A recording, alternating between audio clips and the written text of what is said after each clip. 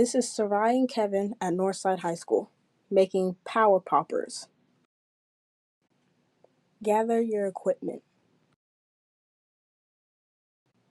Gather and measure all ingredients. Place all ingredients into a microwave-safe mixing bowl, except for the tortilla chips and tahini.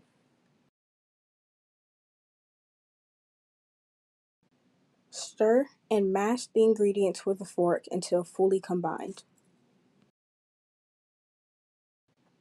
Then microwave on high for 2.5 minutes. Remove the bowl from the microwave and stir to ensure the cheese has melted. Then let it sit for 5 to 10 minutes to cool slightly. While the mixture is cooling, place the crushed tortilla chips on a plate. Once the mixture has cooled, divide it into 9 portions. Sprinkle each portion with tahini, then roll them in crushed tortilla chips until fully coated.